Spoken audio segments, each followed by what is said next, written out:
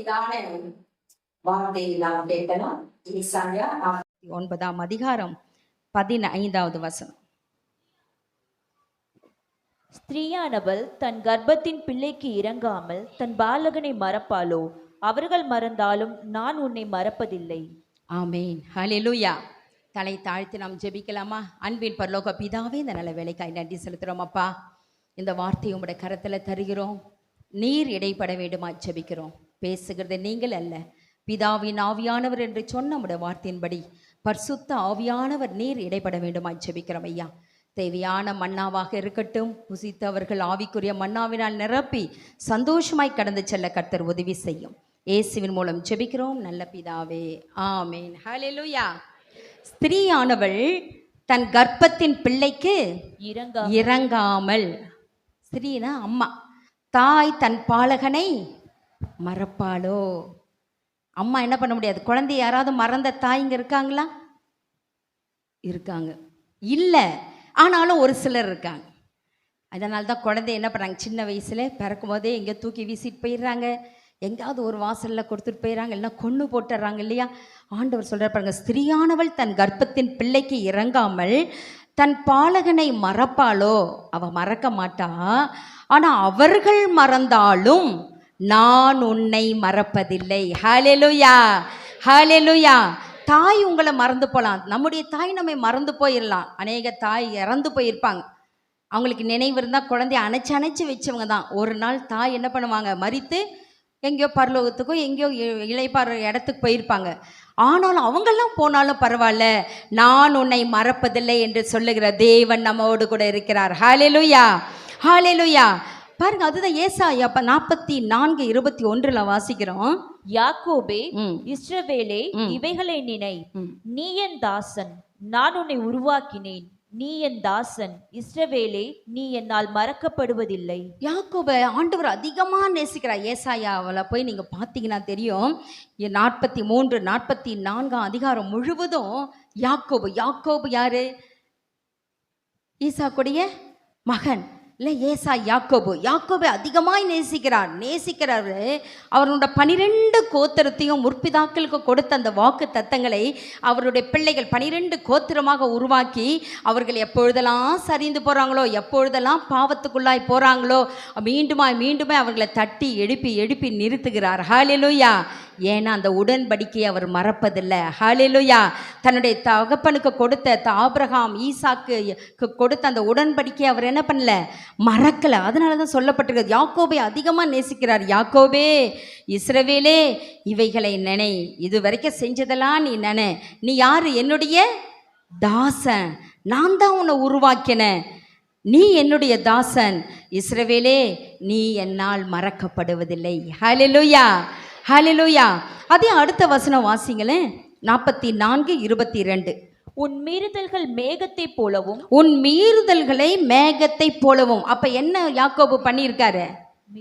ஏதோ மீறி இருக்காரு, ஏதோ ஒரு பாவம் பண்ணியிருக்காரு, ஏதோ தவறுல விழுந்திருக்காரு இல்லையா. அப்ப அவர் சொல்றாரு, யாக்கோபே, உன் மீறுதல்களை மேகத்தை போலவும் உன் பாவங்களை கார்மேகத்தை போலவும் அகற்றிவிட்டேன். ஆமென். உன் பாவங்களை கார்மேகம். மேகம் பாருங்க, ஒரு இடம் அப்படியே கூடி வரும், கொஞ்ச நேரத்தில் அதில் காற்று பட்டோட என்ன பண்ணும், ஒன்றும் மழையாக வரும்ல, அந்த இடத்த விட்டு கலைஞ்சு போயிடும். சில சமயத்தில் பார்க்குறோம்ல, மழை வர மாதிரி இருக்குன்னு நினைப்போம், திடீர்னு பார்த்தா கொஞ்ச நேரத்தில் அந்த மேகம்லாம் அகன்று போயிடும், நல்ல வெளிச்சம் வந்துடும் இல்லையா. அது போல தான் ஆண்டவர் சொல்கிறார், உன் பாவம் அப்படி கார் மேகம் போல் இருந்தாலும் சரி, மேகத்தை போல் இருந்தாலும் சரி, அதை எல்லாம் நான் என்ன பண்ணிட்டேன், அகற்றி விட்டேன். ஹல்லேலூயா. கரங்களை தட்டி ஆண்டவருக்கு நல்லது. நம்ம ஒருவேளை இந்த காலை வேலையில பாவத்தோடு பாவ சிந்தனையோடு கர்த்தருடைய பந்திக்கு வந்திருக்கலாம். ஆண்டவரே, இதை நான் தெரியாமல் செஞ்சுட்டேன், ஆனாலும் இன்னைக்கு வந்துட்டேன் ஆண்டவரே, என்னை ஒரு விசை பரிசுத்தப்படுத்துங்கன்னு சொன்னால் நம்முடைய பாவங்களை கார்மேகத்தை போல அகற்றி விடுகிற ஆண்டவர் ஒருவர் உண்டு. ஹல்லேலூயா. நம்மை மறவாத நேசர் ஒருவர் உண்டு. ஹல்லேலூயா, ஹல்லேலூயா. அடுத்த ஒரு வசனம் வாசிங்க, எபிரேயர் 6ஆம் அதிகாரம் 10வது வசனம். ஏனென்றால் உங்கள் கிரியையும் நீங்கள் பரிசுத்தவான்களுக்கு ஊழியம் செய்ததினாலும். ஏன் அவர் நம்மை மறப்பதில்லை, ஏன் அவர் நம்மை நினைவா இருக்க, நம்ம ஏன் அவர் மறப்பதில்லைன்னா, உங்கள் கிரியையும், நாம செய்த கிரியையும் நீங்கள் பரிசுத்தவான்களுக்கு ஏதோ கர்த்தருக்காக ஒரு கிரியை செய்திருப்போம், ஏதோ ஒரு செயல்பாடு, ஏதாவது ஒன்று செஞ்சிருப்போம். ஒருவேளை ஊழியக்கார் மேல் அன்பு வச்சிருப்போம், சபை மீது அன்பு வச்சிருப்போம், கர்த்தர் பேரில் அன்பு வைத்திருப்போம், எத்தனையோ காரியங்கள், ஏதாவது ஒரு நன்மைகள் செய்திருப்போம். அந்த செயல்பாடுகளின் நிமித்தமோ செய்து வருகிறதினாலும் பரிசுத்தவான்களுக்கு ஊழியம் செய்ததினாலும் இது வரைக்கும் செஞ்சிருப்பீங்க, இப்ப செய்து கொண்டே இருப்பீங்க. அதுதான் சொல்லப்பட்டிருக்கிறது. நீங்கள் செய்து வருகிறதினாலும் தமது நாமத்திற்காக ஹல்லேலூயா. இதெல்லாம் யாருக்காக செய்றீங்க? யாரோட நாமத்துக்காக நம்ம செய்றோம்? ஏசப்பாக்காக தான். ஹல்லேலூயா ஹல்லேலூயா. எதை செய்தாலும் அவருடைய நாமத்தின் நிமித்தம் நம்ம செய்கிறோம் இல்லையா? பக்கத்தில் பார்த்தீங்கன்னா ஒருத்தர் உங்கள் பக்கத்தில் இருக்க உங்களுக்கு சொந்தக்காரா பாருங்க, இரத்த கலப்பானவர்களா? இல்லை, எல்லாரும் நம்ம கிறிஸ்துவின் அன்பினாலே பிணைக்கப்பட்டவர்கள். ஹல்லேலூயா. எங்கேயோ பிறந்தோம், நாம் எங்கேயோ வளர்ந்தோம் இல்லையா? யாருக்கோ பிள்ளைகளாக இருக்கிறோம் நம்ம. ஆனால் இந்த சபையிலே சகோதரிகளாக இருக்கிறோன்னா அவருடைய நாமத்தின் நிமித்தம் நம்ம எல்லாம் அன்பினாலே இணைக்கப்பட்டிருக்கிறோம். ஹல்லேலூயா ஹல்லேலூயா. அதுதான் சொல்ல, தமது நாமத்திற்காக காண்பித்த அன்புள்ள பிரயாசம். அன்போடு நீங்க செய்யற ஒவ்வொரு பிரயாசத்தையும் மறந்து விடுகிறதுக்கு தேவன் அநீதி உள்ளவர் அல்லவே. ஹல்லேலூயா. அப்ப எப்படிப்பட்ட தேவன் நம்முடைய தேவன்? நீதிபரர், நீதி உள்ள தேவன். நம்முடைய அன்பின் பிரயாசம், நம்முடைய செயல்பாடுகள் எதுவாக இருந்தாலும் ஆண்டவர் அதை மறப்பதில்லையா? ஹல்லேலூயா. அதனால தான் கர்த்தர் சொல்லுகிறார், தன் பாலகனை தாய் மறப்பாலோ அவர்கள் மறந்தாலும் நான் உன்னை மறப்பதில்லை. பக்கத்தில் பார்த்து சொல்லுங்க, ஆண்டவர் உன்னை மறக்கலை, ஆண்டவர் உன்னை மறக்கலை. ஆண்டவர் சொன்ன, நீ என்னால் மறக்கப்படுவதில்லை. ஹல்லேலூயா ஹல்லேலூயா. நீ செய்கிற எல்லா காரியத்தையும் ஆண்டவர் பார்க்குறாரு. சொல்லுங்க பக்கத்தில், உன்னுடைய பிரயாசத்தை கர்த்தர் பார்க்குறாரு, உன் அன்பின் பிரயாசத்தை பார்க்கிறார், உன் கிரியைகளை பார்க்கிறார். அது நிமித்தம்தான் உன்னை அவர் மறக்கறதில்ல. இன்னைக்கு நம்ம ஒரு வேளை பலனற்று செய்ய முடியாமல் இருக்கலாம், ஆனால் என்னைக்கோ செய்திருக்கிறோம் இல்லையா? எதையோ எப்பயோ விதைச்சிருக்கிறோம் பாருங்களேன். விதை ஒன்று போடுறோன்னா உடனே மறுநாளே முளைச்சிருதா? உடனே அப்படியே செடி உடனே டக்குங்க வளர்ந்துருதா? இல்லை. என்னைக்கோ போட்ட விதை சில நாட்கள் கழித்து அது அப்படியே முளைத்து வெளியே வருது. பல மாதங்கள், பல வருடங்கள் கழித்து கனி கிடைக்கிறது. ஹல்லேலூயா. அப்போ நம்முடைய அன்பின் பிரயாசங்களும் நம்முடைய கிரியைகளும் என்றைக்கோ விதைத்திருக்கும், அதனுடைய பலனை நம்ம அனுபவித்து கொண்டு இருக்கிறோம். ஹல்லேலூயா. நாம் மாத்திரமல்ல, நம்முடைய பிள்ளைகள். ஹல்லேலூயா. நம்முடைய பிள்ளைகள், நம்முடைய பேர பிள்ளைகள், யார் இனி வரப்போகிற அடுத்த ஜென்ரேஷன் அனுபவிக்கும். ஆமேன் ஆமேன்றவங்க கரங்களை தட்டி கர்த்தருக்கு நன்றி சொல்கிறேன். அம்மா அப்பா செய்தது ஆண்டவர் மறக்கலை. அவங்க பிள்ளைகள், பேர பிள்ளைகள் சகல கொண்டு போய் ஒவ்வொரு நாளும் ஆண்டவர் உணவுக்கு பஞ்சம் இல்லாமல் நடத்தி வருகிறார். அதே தான் உங்களுக்கும். எங்களை போஷிக்கிற ஆண்டவர் உங்களுடைய பிரயாசத்தை கர்த்தர் மறந்து போக மாட்டார். ஹல்லேலூயா. யாரெல்லாம் தேவனுக்கு இதில் என்னன்னா, அவர் யாரை மறக்கிறதில்ல, நான் உன்னை மறப்பதில்லை என்று சொன்னவர் ஒரு சில நிபந்தனைகளை நமக்கு வைத்திருக்கிறார். 3 நிபந்தனை இருக்குது. காலையில் ஒன்று தான் என்னால் பார்க்க முடிந்தது, மீதி 2 அப்படியே இருக்குது. அது எந்த நேரம் வருதோ அந்த டைம் நான் சொல்கிறேன். இன்றைக்கு ஒரே ஒரு நிபந்தனை மாத்திரம் சொல்கிறேன். தேவனுக்கு பிரியமானதை செய்யும் பொழுது தேவன் நம்மை மறப்பதில்லை. பக்கத்தில் பார்த்து சொல்லுங்கள். இது ஒரே ஒரு பாயிண்ட் தான். இப்போ தேவனுக்கு பிரியமா இருந்தா போதும், அவருக்கு பிரியமானதை செய்தா போதும், அவர் நம்மை மறப்பதில்லை. ஹல்லேலூயா. எக்ஸாம்பிள், பைபிளில் ஒரு உதாரணத்தை சொல்கிறேன் பாருங்களேன். ஆதியாகமம் 40ஆம் அதிகாரம் 23வது வசனம். ஆனாலும் பானபாத்திரக்காரரின் தலைவன் யோசேப்பை நினையாமல் அவனை மறந்து விட்டான். அதற்கு முன்பாக பாருங்களேன், உங்களிடத்துல மனுஷர்கள் சொல்லலாம், மனுஷர்கள் இருக்கலாம் உங்களுக்கு, ஆனால் மனுஷன் நன்மை செய்கிறன்றவன் அவன் மறந்து போயிடுவான். நான் இப்போல்லாம் ஃபஸ்ட்லாம் ரொம்ப மெமரி பவர் கரெக்டாக இருக்கும், இப்போ கொஞ்சம் நல்லா ஞாபகமே வரமாட்டேங்குது. சில வசனங்கள் நினைக்கிறேன், ஸ்டக் ஆகிடுது, அது மாதிரி ஞாபகம் வரமாட்டேங்குது.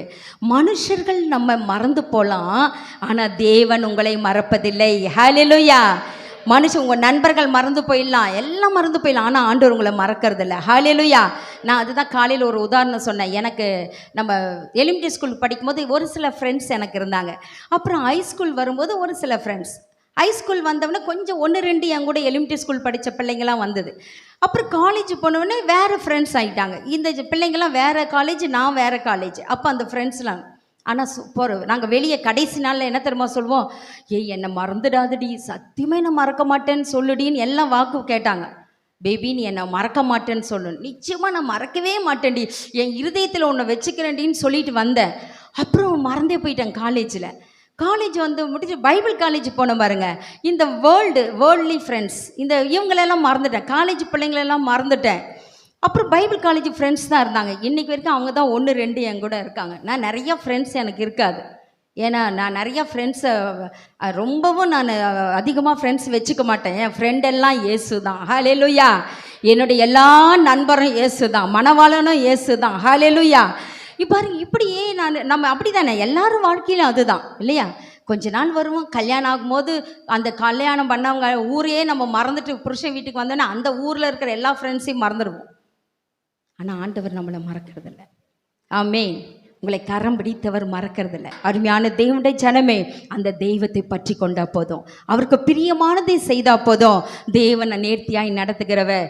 இந்த இடத்துல பார்க்குற ஒரே ஒரு பைபிளில் ஒரு எக்ஸாம்பிள் என்னென்னா, பானபாத்திரக்காரன். அது முதல் வசனத்தை, அதுக்கு முந்தின பகுதியை வாசிங்கம்மா. சுயம்பாகிகளின் தலைவனையோ தூக்கி போட்டான். யோசேப்பு அவர்களுக்கு சொன்ன அர்த்தத்தின்படியே சம்பவித்தது. ஆனாலும் பானபாத்திரக்காரரின் தலைவன் யோசேப்பை நினையாமல் அவனை மறந்து விட்டான். இது பெரிய ஒரு நல்ல ஒரு காரியம். பார்வோனுக்கு 2 பேர் இருக்காங்க, சுயம்பாகி, பானபாத்திரக்காரர். இந்த பானபாத்திரக்காரனுக்கு என்ன வேலைன்னா, அவருக்கு திராட்சை ரசம் வார்த்து கொடுக்க வேண்டியதுதான் வேலை. நம்ம திராட்சை ரசம்னா நம்ம திராட்சை ரசம் சொல்கிறோம் இல்லையா, டம்ளரில் ஜூஸ் போட்டு கூட திராட்சை ரசம். அது அப்படி இல்லை, ராஜா குடிக்கிற ஒரு திராட்சை ரசம், அதுக்குன்னு பதப்படுத்தி வைத்திருக்கிறது. இந்த பானபாத்திரக்காரனுக்கு என்ன வேலைன்னா, அந்த திராட்சை ரசத்தை அவருடைய வேலையே என்னென்னா இந்த கையில் தான் ஊற்றணும். அவர் எதுக்கு டம்ளர்லாம் குடிக்கக்கூடாது, கையில் ஊற்றி இப்படி டேஸ்ட் பண்ணி சூப்பர் ராஜா நீங்கள் குடிக்கலான்னு சொல்கிறது தான் பானபாத்திரக்காரனோட வேலை. இப்போ இந்த பானபாத்திரக்காரனும் சுயம்பாகியும் அவரும் யோசேப்பும் ஒரு சிறைச்சாலையில் இருக்காங்க. ஒரு கதை மாதிரி உங்களுக்கு சொல்கிறேன். சிறைச்சாலையில் இருக்காங்க. அந்த சுயம்பாகிக்கும் பானபாத்திரக்காரனுக்கும் ஒரு சொப்பனம் வருது. அங்கே யோசேப்பு தேவனுடைய மனுஷன், நீதியுள்ள மனுஷனும் அந்த சிறைச்சாலையில் தான் இருக்கார். அது சிறைச்சாலையில் இருக்கார். ஒரு நாள் காலையில் டெய்லி அவங்க ஒன்றா தான் இருக்காங்க, உலா வர்றாங்க. யோசேப்பு ஒரு நாள் கேட்குறாரு எழும்பி, ஏன் இன்னைக்கு 2 பேரும் ஏன் சோகமாக இருக்கீங்க, நல்ல உற்சாகமாக இருப்பீங்களே, இன்றைக்கி ஏன் சோகமாக இருக்கீங்கன்னு கேட்குறாரு. அப்போ அந்த 2 பேரும் சொல்கிறாங்க, நான் ராத்திரி நாங்கள் சொப்பனம் கண்டோம். என்ன கண்டோம்?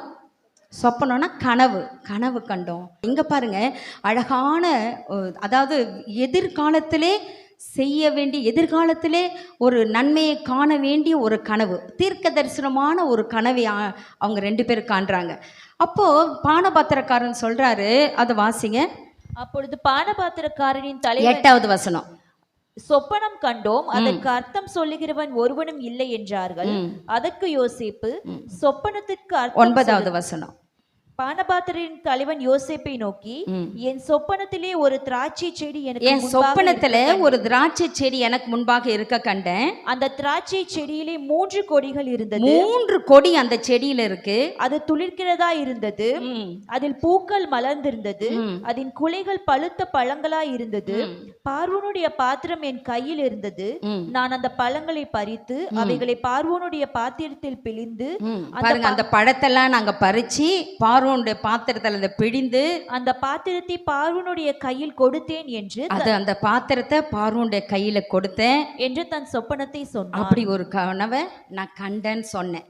சொல்லிட்டு அடுத்த வசனம், அதற்கு யோசேப்பு, அந்த 3 செடிகளும் 3 நாளாம், அந்த 3 கொடிகளும் 3 நாள். ஆண்டவர் யோசேப்பு இன்னும் 3 நாளைக்குள்ள நீ எந்த வேலையிலிருந்து இடந்து வந்தாயோ அந்த வேலையை திரும்பி நீ பெற்றுக்கொள்வாயின்றாரு. ஹல்லேலூயா. நீ எதனால தள்ளப்பட்டாயோ அதே இடத்துல போய் உன்னை அதை நிறுத்த பண்ணுவேங்கிறாரு. ஹல்லேலூயா. பாருங்க, 3 நாளைக்குள்ளே பார்வோன் உன் தலையை உயர்த்தி உன்னை மறுபடியும் உன் நிலையிலே நிறுத்துவார். உன்னை மறுபடியும் உன் நிலையில நிறுத்துவான். முன்னே அவருக்கு பானம் கொடுத்து வந்த வழக்கத்தின்படி, அதே வழக்கத்தின்படி பார்வோனின் பாத்திரத்தை அவர் கையிலே கொடுப்பாய். அவர் கையிலே நீ கொடுப்பாய். ஹalleluya. இதுதான் அதனுடைய அர்த்தம் என்று சொல்லிட்டு தொடர்ந்து ஒரு வார்த்தை சொல்றாரு பாருங்க. நீ வாழ்வடைந்திருக்கும் இப்ப பாரு, நீ பானபாத்திரக்காரனே பேரெல்லாம் இல்லை இங்க. சுயம்பாகிக்கும் பானபாத்திரக்காரனுக்கும் பேர் இல்லை. என்ன பேருன்னு தெரியல. ஆனா அங்க சொல்றாரு, நீ திரும்பி போய் உன்னை திருப்பி ராஜா அந்த வேலையை உனக்கு தருவாரு. நீ அந்த வேலையில போய் நிற்ப இல்ல, அப்ப நீ என்ன பண்ண, என்னை நினை, நீ நல்ல சுகமா ராஜா அரண்மனையில வாழ்ந்திருக்கும் போது என்னை நினைத்து என் மேல் தயவு வைத்து, என் மேல தயவு வைத்து, என் காரியத்தை பார்வோனுக்கு அறிவித்து, என் காரியத்தை பார்வோனுக்கு நீ சொல்லு, அறிவித்து, இந்த இடத்திலிருந்து என்னை விடுதலையாக்க வேண்டும். இந்த இடத்துல இருந்து என்ன என்ன பண்ண, விடுதலையாக்க. நான் சிறைச்சாலையில் இருக்கிறேனே, நீங்களாம் கூட தப்பு பண்ணிட்டு வந்தீங்க, நான் தவறு இல்லாமல் இந்த இடத்துல வந்து சிறைச்சாலை அடைக்கப்பட்டிருக்கேன். நீ வாழ்வடைந்திருக்கும் போது, நீ நல்லா இருக்கும்போது, நீ சுகமாக இருக்கும்போது நீ என்னை நினச்சிக்கோ. ஏன்னா பார்வோனுக்கு அருகாமையில் இருக்கிற பாக்கியம் பானபாத்திரக்காரனுக்கு இல்லையா. நீ அருகாமையில், ராஜாக்கு அருகாமையில் இருக்கும்போது நீ என்னை நினைத்துக்கொள் என்று சொன்னபோது, நான் எபிரேயருடைய தேசத்திலிருந்து களவாய் கொண்டு வர, என்னை திருட்டு களவா என்னை கொண்டு வந்து இங்க சிறையில வச்சிருக்காங்க. நான் என்னை இந்த காவல் கிடங்கில் வைக்கும்படிக்கு நான் இவ்விடத்தில் ஒன்றும் செய்யவில்லை. நான் ஒரு தவறும் செய்யல, ஜெயில இருக்கேன், நான் ஒரு தவறும் செய்யல, நீ நல்லா இருக்கும்போது என்னை நினைச்சுக்கோன்னா. அதே அதிகாரத்துல கடைசி வசனம் வாசிங்க. ஆனாலும் பானபாத்திரக்காரரின் தலைவன் யோசேப்பை நினையாமல் அவனை மறந்து விட்டான். பார்த்தாங்களா, யோசேப்பை நினையாமல் அவனை மறந்து விட்டான். கஷ்டத்துல அவன் நினைப்பான், ஆனா வாழ்ந்திருக்கும் போது மறந்து போயிடுவான். அதுதான் மனுஷர்கள். ஹல்லேலூயா. இந்த பானபாத்திரக்காரன் அந்த யோசேப்பை நினையாமல் அதை மறந்துட்டான். அதோடு அது மறந்து போச்சு, மனுஷன் மறந்துட்டான். ஆனா ஆண்டவர் என்ன பண்ணல, யோசேப்பை மறக்கலை. எவ்வளோ நல்ல தெய்வம் பார்த்தீங்களா. ஒருவேளை நீங்கள் ஒருத்தருக்கு நன்மை செய்திருக்கலாம், எவ்வளோ காரியம் உங்கள் வாழ்க்கையில நீங்கள் உடன் கூட இருந்திருக்கலாம். உங்களுக்கு ஒன்று வரும்போது அவங்க மறந்து போயிருக்கலாம். ஆனால் அவங்க மறந்தால் ஆண்டவர் சொல்கிறாரு, நான் உன்னை மறப்பதில்லை. ஹல்லேலூயா. நான் உன்னை மறக்க மாட்டேன் மகளே, நான் உன்னை மறக்க மாட்டேன் மகனே. நீ விதைத்த எல்லா பிரயாசத்தையும், அன்பின் பிரயாசத்தையும் மறந்துவிட நான் அனுபவிக்கிறேன், அல்ல அதை நினைவு கூறுவேன். ஹல்லேலூயா. எவ்வளவு நல்ல தெய்வம். கரங்களை தட்டி கர்த்தருக்கு நன்றி செலுத்தலாமா? இப்படிப்பட்ட தெய்வம் எங்கே கிடைக்கும்? நமக்கு தான் கிடைச்சிருக்கு. ஹல்லேலூயா. அதுலேயும் பாருங்க அடுத்து, அப்போ ஏன்னா இது தொடர்ந்து அடுத்தது வாசிக்க வேண்டாம். அடுத்து 41ஆம் அதிகாரத்தில் முதல் வசனம் வாசிங்க. 2 வருஷம் சென்ற பின்பு இவன் போய் சுகமா ஆயாச்சு, மறந்தாச்சு. ஆனால் 2 வருஷம் தான் போச்சு. ஆனால் 2 வருஷத்தில் அவர் எவ்வளோ யோசித்திருப்பார்ல. எப்படியாவது அந்த பானபாத்திரக்காரனை பார்க்கலாமேன்னு யோசித்திருப்பார். ஏதாவது சான்ஸ் கிடைக்குமா, இவன் என்ன மறந்துட்டானேன்னு. 2 வருஷம் கழிச்சு பார்வோன் ஒரு சொப்பனம் கண்டான். ஹல்லேலூயா. ஆண்டவர் திரும்பி யாருக்கு சொப்பனம் தராரு? இவன் பானபாத்திரக்கார சொப்பனத்தை கண்டவனே விளக்கம் சொன்னா மறந்துட்டான். ஆனால் பார்வோனுக்கு ஆண்டவர் தூங்க விடல, இரவெல்லாம் தூங்க விடாம சொப்பனம் தராரு. அது என்னவென்றால், அவன் நதியண்டையில் நின்று கொண்டிருந்தான். அப்பொழுது அழகும் புஷ்டியுமான 7 பசுக்கள் நதி. சரி, அழகும் புஷ்டியுமான 7 பசுக்கள் வெளியே வருது, நதிக்கு மேலே வருது. திரும்பி தொடர்ந்து 7 பசுக்கள் மெல்லிதான இலைச்சி போய் இருக்கிற அவலட்சமான 7 பசுக்கள். அவலட்சம்னா ஒல்லியா சாப்பிட முடியாமல் அப்படியே எலும்பும் தோலுமா இருக்கிற பசுக்கள் வருது. இந்த 7 செழுமையான பசுக்களையும் இந்த அவலட்சணமான பசுக்கள் என்ன பண்ணிடுது, விழுங்கி போட்டுருது. கொடுமையாக இருக்கிற பசுவை இந்த ஒல்லியாக இருக்கிற பசுக்கள் என்ன பண்ணிடுதான், சாப்பிட்ருது, விழுங்கி போட்டுருது. அது ஒன்று. அடுத்தது என்ன கண்டானா, நல்ல செழுமையான 7 கதிர்கள், செழுமையான 7 கதிர்கள், ஒரே தாளிலிருந்து 7 கதிர் வருது. அதே போல் சாவியான கதிர் 7 இருக்குது. இந்த சாவியானனா சப்பை, பதர் மாதிரி இருக்கிற கதிர் எல்லாம் இந்த செழுமையான கதிரை விழுங்கி போட்டுருதுன்னு ஒரு கனவு. இதுக்கான பார்வோன் என்னாச்சு, அடுத்தது பார்வோனுக்கு கலக்கம் வந்து விட்டது. அவர் முகம் சோர்ந்து போச்சு. 8ஆம் வசனம். காலமே பார்வோனுடைய மனம் கலக்கம் கொண்டிருந்தது. கலக்கம் கொன்றது. அப்பொழுது அவன் எகிப்தில் உள்ள சகல மந்திரவாதிகளையும் சகல சாஸ்திரிகளையும் அழைப்பித்து அவர்களுக்கு தான் சொன்ன சொப்பனத்தை சொன்னான். ஒருவராலும் அதன் அர்த்தத்தை சொல்ல முடியாமல் போயிட்டு ராஜாவுக்கு. ஒருத்தராலே அதை மந்திரவாதி கூப்பிடுறாரு, யாரையோ கூப்பிடுறாரு, யாருக்குமே சொல்ல முடியல. அப்ப அடுத்த வசனத்துல வாசிக்கிறோம், அப்பொழுது பானபாத்திரக்காரரின் தலைவன் பார்வோனை நோக்கி, அப்பதான் அந்த பானபாத்திரக்காரனுக்கு என்ன வந்துச்சு, ஐயோ தப்பு பண்ணிட்டனே, மறந்துட்டனே. நாம் சொல்கிறோம்ல, இன்னைக்கு எளிமையாக சொல்கிறோம்ல, அதே போல தான் அவனுக்கு ஞாபகம் வருது. அச்சோ ஒரு தவறு பண்ணிட்டனே நான் அப்படின்னு சொல்லிட்டு பானபாத்திரக்காரன் தலைவன் பார்வோனை நோக்கி, நான் செய்த குற்றம் இன்றுதான் என் நினைவில் வந்தது. அச்சோ நான் மறந்துட்டேன். இது போல் ஒருத்தன் ஜெயிலில் இருக்கான். என் சொப்பனத்தை நான் ஒரு நாள் கண்டு சொல்லும் பொழுது அவன் எனக்கு தீர்க்க தரிசனமாக அதனுடைய அர்த்தத்தை சொல்லி, நீ மீண்டும் வாழ்ந்திருப்பாய், பார்வோன் கையில் போய் நீ உட்காருவன்னு சொன்னார். அதே போல் எனக்கு அந்த பதவியை கொடுத்தீங்க ராஜாவே. இதே போல் ஒருத்தன் இருக்கான், உங்கள் சொப்பனத்துக்கும் அர்த்தத்தை சொல்ல அவனால் கூடுது அப்படின்னு சொல்லிட்டு யோசேப்பை கொண்டு வந்து நிறுத்துகிறார். ஹல்லேலூயா. இன்னும் நிறைய இருக்குது அதனுடைய இது, நீங்கள் வீட்டில் போய் வாசிங்க. இதிலிருந்து என்ன நமக்கு தெரியுது, மனுஷர்கள் மறந்து போவார்கள், ஆனால் நீங்கள் நானும் ஆராதிக்கிற கர்த்தர் நம்மை மறப்பதில்லை. 1ஆம் தேதி நம்ம வாங்கின வாக்கு தத்தங்கள், ஒருவேளை நீங்கள் நினைக்கலாம் இது மறந்து போயிட்டாரோ ஆண்டவர்னு. ஆண்டவர் ஒரு நாளும் மறப்பதில்லை. ஹல்லேலூயா. அவர் நம்மை மறவாமல் உன்னை நினைத்திருக்கிற கர்த்தர். ஹல்லேலூயா.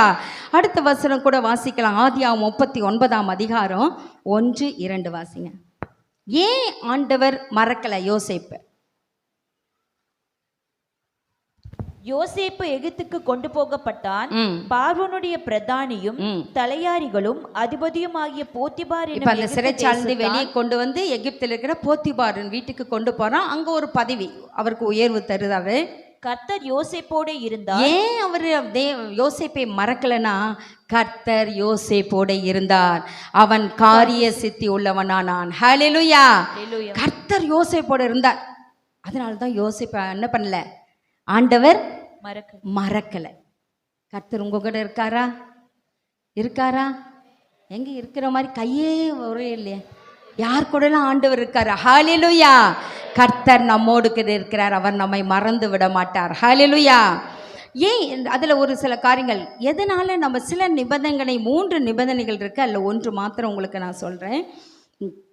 யாரெல்லாம் தேவன் மறக்க மாட்டார் என்றால், தேவனுக்கு பிரியமானதை செய்யும் பொழுது தேவன் நம்மை மறக்க மாட்டார். ஹல்லேலூயா. யோசேப்பு தேவனுக்கு பிரியமானதை செய்தாரா? எதை தப்பு செஞ்சு ஜெயிலுக்கு போனாரா? ஒன்றுமே செய்யாமல் ஜெயிலுக்கு போனாரா? கர்த்தருக்கு பக்தி உள்ள மனுஷனாக இருந்தார். தவறே செய்யாமல் சிறைச்சாலையில் அடைச்சி வச்சாங்க. மனுஷன் மறந்து போனான், ஆனால் ஆண்டவர் அவங்கள மறக்கலை. அதே தான் பாருங்கள், தேவனுக்கு எப்படி நம்ம பிரியமாக இருக்கணும். இந்த ஆண்டவர் எதை கேட்கிறாரு, எப்படிலாம் என் ஏசப்பாவை நான் சந்தோஷப்படுத்தணும்னு நீங்கள் நினைக்கிறீங்களா? வாசிங்க சங்கீதம் 37:23. நம்மை நாமே ஏதாவது இருந்தால் இப்போ நம்ம நிதானித்து அறிஞ்சுக்கணும், இது என்கிட்ட குறை இருக்காப்பா, அதனால தான் நீங்கள் என்னை மறந்துட்டீங்க போல இருக்குது, இப்போ நான் மறக்க மாட்டீங்க, நான் இதை இன்னும் நான் சரிப்படுத்துகிறேன், என் வாழ்க்கையை சரிப்படுத்துகிறேன், என் வழியை நான் சரிப்படுத்துகிறேன் என்று இந்த வருடத்தின் கடைசி மாதத்தில் நம்ம சொல்வோம். ஆனால் கர்த்தர் நம்மையும் மறவாமல் நினைத்தருள் தேவனாய் இருக்கிறார். ஹல்லேலூயா. வாசிங்க சங்கீதம் 37:23. நல்ல மனுஷனுடைய நடைகள் கர்த்தரால் உறுதிப்படும், அவனுடைய வழியின் மேல் அவர் பிரியமாய் இருக்கிறார். ஹல்லேலூயா. அந்த வழியில அவர் என்ன பண்றாரா? பிரியமாய் இருக்கிறார். அப்ப எப்படி இருக்கணும்? நல்ல வாசிங்கம்மா, நல்ல மனுஷனுடைய வழி கர்த்தரால் உறுதிப்படும். கர்த்தரால் உறுதிப்படும். நம்ம நல்ல மனுஷனா வாழும். யாராவது உங்களை பார்த்து எதாவது சொல்றாங்களா, சே துன்மார்க்கமா இருக்க, கெட்ட மனுஷன் சொல்ற மாதிரி நடந்துடாது. நம்ம ஆண்டவர் நல்லவர்ல, அவரை போல நம்ம வாழணும், சகித்து கொள்ளணும், சில காரியங்களை பொறுத்து கொள்ளணும். நல்ல மனுஷனுடைய நல்ல வழியிலே நாம் இருந்தால் போதும், அவர் தேவன் நம்மேல் பிரியமாயிருக்கார். 2வது நீதிமொழிகள் 12:22. பொய் உதடுகள் கர்த்தருக்கு அருவருப்பானவைகள், உண்மையாய் நடக்கிறவர்களோ அவருக்கு பிரியம். உண்மையாய் நடக்கிறவர்களோ தேவனுக்கு பிரியம். ஹல்லேலூயா. உண்மையா நடந்தா போதும். மேக்சிமம் முடிந்தாலும் உண்மையை சொல்லுங்க. சில இந்த உலகத்துல பொய் தான் உண்மையே சொல்ல முடியலன்னு இருக்கலாம். மேக்சிமம் உங்களுக்கு தெரிந்த அளவுக்கு நீங்க என்ன பண்ணுங்க, உண்மையை பேசுங்க. பொய் உதடுகள் கர்த்தருக்கு அருவருப்பு. நம்ம சில காரியத்தை பார்த்தா அருவருப்பு பண்ணுறோம்ல, உடனே எதெல்லாம் பண்ணுறோம், முகத்தை சுளிக்கிறோம் இல்லையா, அந்த இடத்துல நம்ம நிற்ப முடியறதில்ல சில காரியங்கள். எனவே பொய் உதடுகள் கர்த்தருக்கு அருவருப்பு, உண்மையாய் நடக்கிறவர்களோ அவருக்கு பிரியம். ஹல்லேலூயா. ஆண்டவர் சொன்ன, ஆண்டவரே நான் உண்மையாய் நடக்க எனக்கு உதவி செய்யுங்க. 349 சங்கீதம் 4 வசனம். கர்த்தர் தம்முடைய ஜனத்தின் மேல் பிரியம் வைக்கிறார். அவருடைய ஜனத்தின் மேல் பிரியம் வைக்கிறார். நீங்களும் நானும் யாரு? தேவனுடைய பிள்ளைகள். நம் மீது பிரியமா இருக்கார். தப்பு செஞ்சாலும் செயல்னாலும் யாக்கோபை போல மீண்டும் மீண்டும் கழுவி சுத்திகரித்து நம்மை மீண்டும் அவர் பிரியப்படுகிறதுனாலே நம்மை நிலைநிறுத்தி வைத்திருக்கிறார். அவருடைய ஜனத்தின் மீது அவர் பிரியம் வைத்திருக்கிறார். நீதிமொழிகள் 11:1. கள்ள தராசு கர்த்தருக்கு அருவருப்பானது, சுமுத்திரியான நிறைக்கல்லோ அவருக்கு பிரியம். அடுத்தது எது பிரியம் தேவனுக்கு? சுமுத்திரியான நிறைக்கல். இடையில என்ன பண்ணக்கூடாது? ஏமாற்றம் இருக்கக்கூடாது. அது ஆண்டவருக்கு பிடிக்காது. வெயிட் போட்டு கடை பிஸ்னஸ் பண்ணுறீங்கன்னா அந்த இடையில எப்படி இருக்கணும்? ரெண்டு பொருள், 2 காரியம் அதிகமாக இருந்துட்டா கூட பரவாயில்ல, பொருள் தொங்குற அளவுக்காவது கொஞ்சம் வைக்கணும், இல்லை ஈக்குவலாவது வைக்கணும். அந்த நாட்கள் இந்த நாட்களில் இருக்காந்தல, அந்த நாட்கள்லாம் ரொம்ப ஃப்ராடு. மேக்னெட்லாம் வச்சுருவாங்க தராசில். இப்போலாம் அது இல்லை, எப்படி செய்கிறாங்கன்னு தெரில, அதெல்லாம் வச்சு விட்டுருவாங்க. அப்போ நமக்கு நிறையா இருக்கிற மாதிரி இருக்கும். 1 kg வாங்குவோம், ஆனால் அது 750 கிராம் தான் இருக்கும். அது ஆண்டவருக்கு பிரியம் இல்லை. ஏதாவது நீங்கள் அப்படிப்பட்ட பிஸ்னஸ் வியாபாரம் ஏதாவது செய்துன்னா ஆண்டவர்கிட்ட சொல்லுங்க, அப்பா சுமித்திரியான நிறைக்கல்லோ தேவனுக்கு பிரியம், என்னுடைய அந்த எடத்தட்டு சரியாக இருக்கட்டும்னு சொல்லுங்கள். ஆண்டவர் நம்மை ஆசீர்வதிக்கிற தேவனாக இருக்கிறார், நம்மை மறந்து போக மாட்டார் அவர். அடுத்து நீதிமொழிகள் 15:8 வாசிங்க. துன்மார்க்கருடைய பலி கர்த்தருக்கு அருவருப்பானது. துன்மார்க்கன் இடுகிற பலி அது கர்த்தருக்கு அருவருப்பானது. செம்மையானவர்களின் ஜெபமோ அவருக்கு பிரியம். செம்மையானவர்களின் ஜெபம் அவருக்கு பிரியம். ஹல்லேலூயா. ஆமே. நம்முடைய ஜெபம் செம்மையாக இருக்கட்டும். சுயநலமாக இருக்கக்கூடாது. என்ன ஆசீர்வதிங்க, என்ன ஆசீர்வதிங்க, எனக்கு தாங்க, எனக்கு தாங்கன்னு கேட்கக்கூடாது. ஆண்டவரே எல்லாவற்றிற்காக நம்ம ஜெபிக்கிறவர்களாய் காணப்படும். நமக்காக, நம் குடும்பத்துக்காக, சபைக்காக, விசுவாச குடும்பத்துக்காக, ஊழியர்களுக்காக, தேசத்துக்காக, நம்முடைய உறவுகளுக்காக, ரட்சிக்கப்படாத மாய்ந்து கொண்டிருக்கிற அழிந்து கொண்டிருக்கிற ஜனங்களுக்காக என்ன பண்ணோம்? நம்ம ஜெபிக்கிறோம். அதான் செம்மையான ஜெபம். ஹல்லேலூயா. இந்த செம்மையான ஜெபம் அவருக்கு பிரியம். ஹல்லேலூயா. அடுத்தது 2 கொரிந்தியர் 9:7. அவனவன் விசனமாயும் அல்ல கட்டாயமாயும் அல்ல, தன் மனதில் நியமித்தபடியே கொடுக்க கடவன். உற்சாகமாய் கொடுக்கிறவனிடத்தில் தேவன் பிரியமாய் உற்சாகமாய் கொடுக்கிறவனிடத்தில் தேவன் பிரியமாய் இருக்கிறார். ஹல்லேலூயா.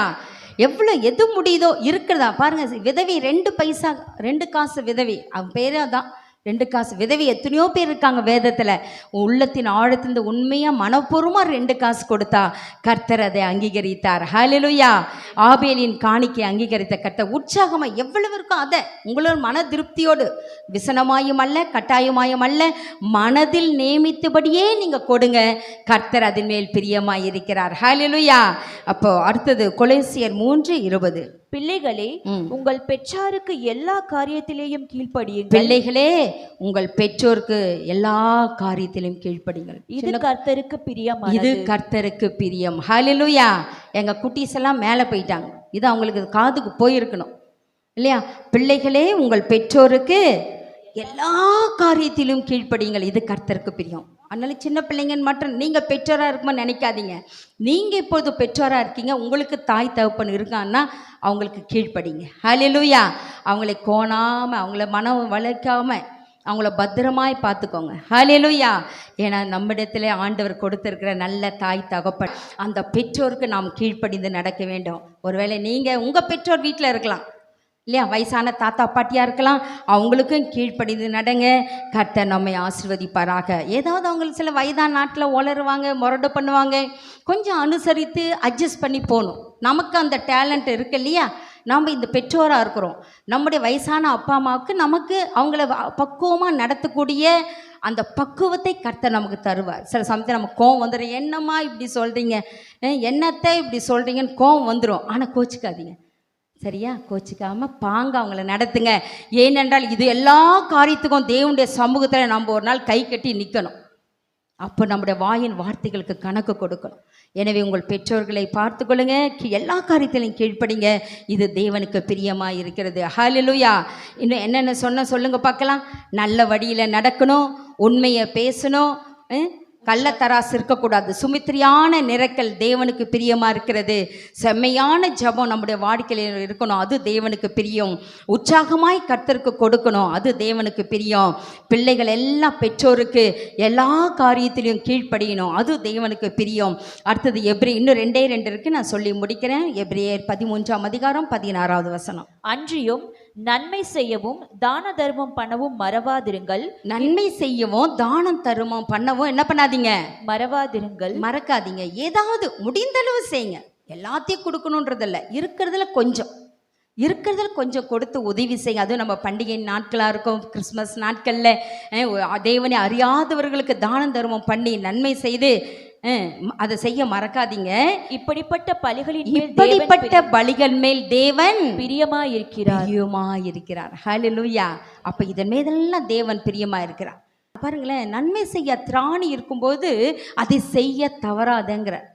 ஒருத்தர் பசியா வராங்க, சிலர் தெரியும் நமக்கு நம்மளை ஏமாத்துறாங்கன்னு தெரியும், ஆனா சிலர் உண்மையாவே பசியா வருவாங்க.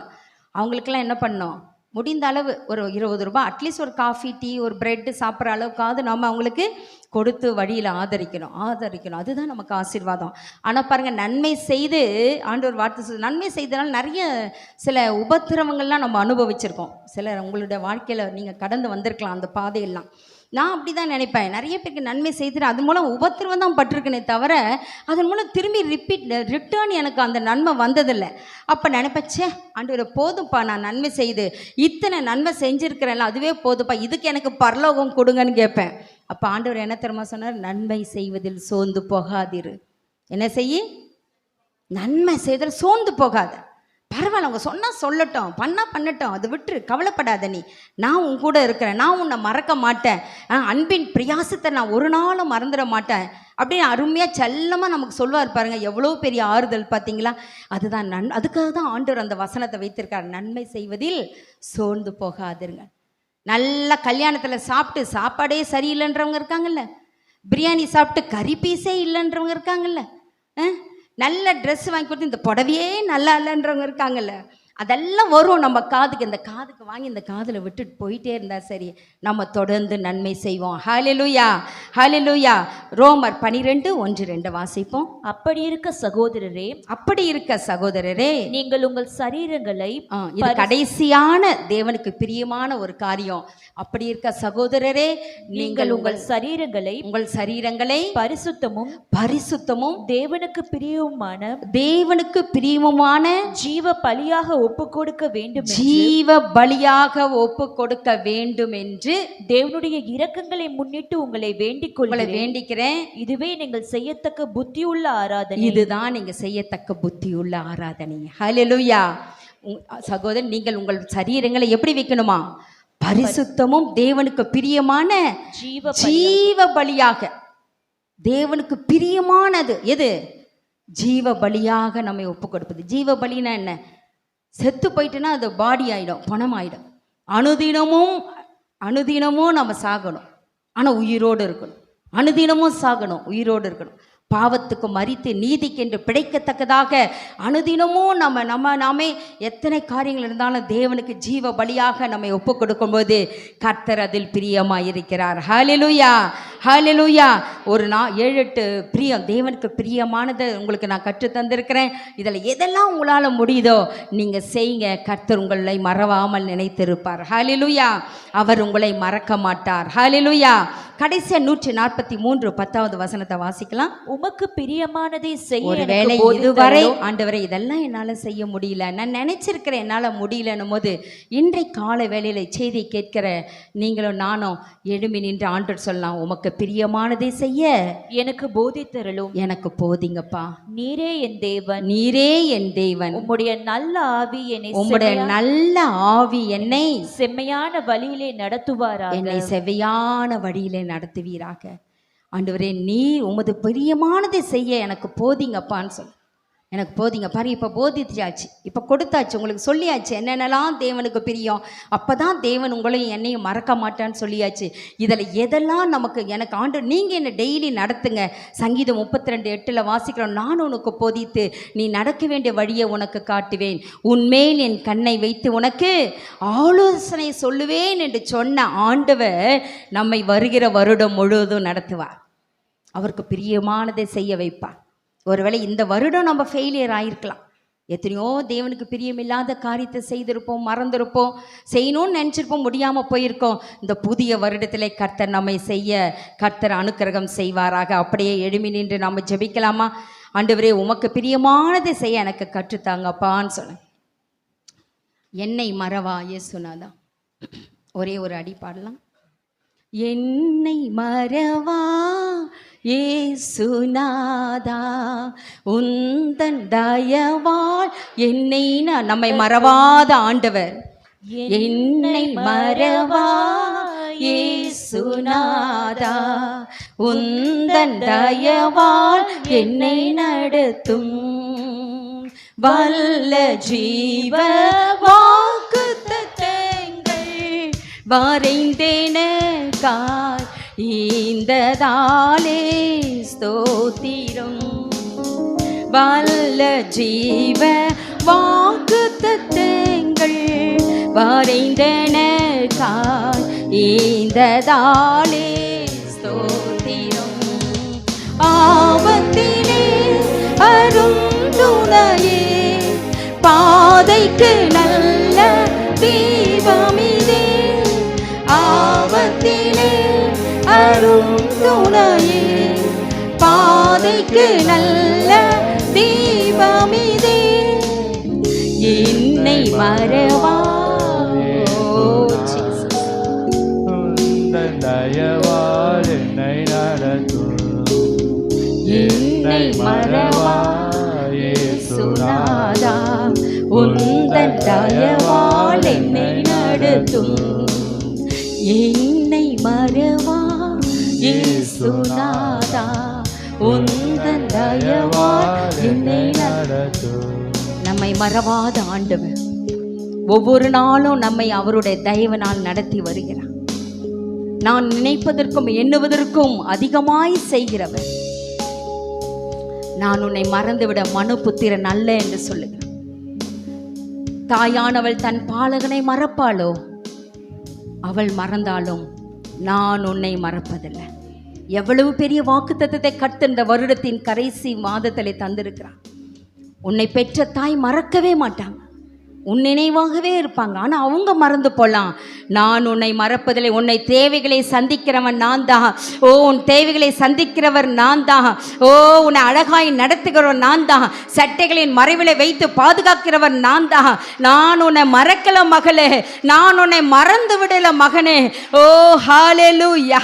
நான் வாக்கு தத்தங்களை கொடுத்திருக்கிறேனே, எப்படி உன்னை நான் மறப்பேன்? நம்முடைய மீறுதல்கள் அதிகமாக இருக்கலாம், பாவங்கள் அதிகமாக இருக்கலாம். தாவீது சொன்னது போல நம்முடைய பாவங்கள் நமக்கு முன்பாக நின்று கொண்டிருக்கலாம். ஆனால் ஆண்டோட வார்த்தை சொல்லுகிறது, எல்லாவற்றையும் கார் மேகத்தை போலவும் மேகத்தை போலவும் அகற்றிவிட்டேன். எல்லாம் நமக்கு முன்பாக கலைந்து போய் விட்டது. ஓ, எல்லாம் நமக்கு முன்பாக முதுகுக்கு பின்பாக தூக்கி எறியப்பட்டு விட்டது. இன்று உன்னை பரிசுத்தமாக்கி கொண்டான் போதும். ஏனென்றால் நம்முடைய ஆண்டவர் பரிசுத்தர். பரிசுத்தம் இல்லாமல் அவரை தரிசிக்க முடியாது. ஏன்னா கர்த்தருடைய பந்திக்கு நேராய் நம்ம கடந்து வந்திருக்கிறோம். அபாத்திரமாய் போஜனபானம் பண்ணுகிறவன் அவருடைய வருகை நம்ம என்ன பண்ண முடியாது. அபாத்திரமாய் நாம் போஜனபானம் பண்ணக்கூடாது. Thank you Jesus. நன்றி செலுத்துகிறோம் அப்பா. Thank you Jesus. அப்பா, இது நிமித்தம் அபாத்திரமாய் புசித்தவர்கள் நிமித்தம் அவர்களுக்கு வியாதி வந்திருக்கு, மரணமும் நேர்ந்திருக்கப்பா.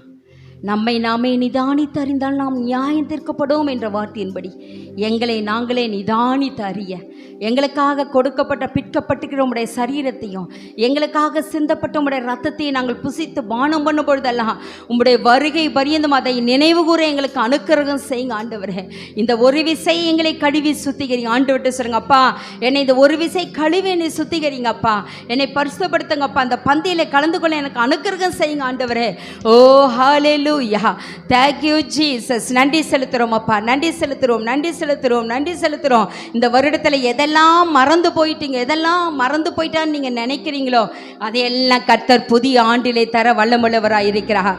எதெல்லாம் நீங்கள் அவர் மறந்துட்டாரு, அவர் ஞாபகத்தில் நான் இல்லை, எனக்கு செய்கிறேன்னு சொல்லிட்டார், ஆனால் இன்னும் நான் அதை பெற்றுக்கொள்ளல நினைக்கிறீங்களோ, அவர் உங்களை மறந்து விடவில்லை. வருகிற வாரத்தில் அதையெல்லாம் பெற்றுக்கொள்ள கர்த்தர் உங்கள் நினைவாக இருக்கிறார். ஓ தேங்க்யூ ஜீசஸ். நன்றி செலுத்துகிறோம் அப்பா, நன்றி செலுத்துகிறோம் ஐயா. தொடர்ந்து உம்முடைய கரத்தில் எங்களை தாழ்த்தி வறுமையாக்குகிறோம், உம்முடைய நாமத்தை உயர்த்துகிறோம். இதோ கர்த்தருடைய பந்திக்கு நேராய் நாங்கள் கடந்து செல்லுகிறோம். எங்களை பரிசுத்தப்படுத்தி பந்தியில் ஆயத்தப்படுத்த வேண்டுமாய் ஜெபிக்கிறோம் ஐயா. தொடர்ந்து ஆண்டவரே உம்முடைய கரத்தில் தந்து எங்களை தாழ்த்தி வறுமையாக்குகிறோம். இயேசுவின் மூலம் ஜெபிக்கிறோம் எங்கள் நல்ல பிதாவே, ஆமேன். என் ஆத்துமாவே கர்த்தரை ஸ்தோத்திரி, என் முழு உள்ளமே உடைய பரிசுத்த நாமத்தை ஸ்தோத்திரி. என் ஆத்துமாவே கர்த்தரை ஸ்தோத்திரி, கர்த்தர் செய்த சகல உபகாரங்களை மறவாதே. ஆமேன். ஹல்லேலூயா.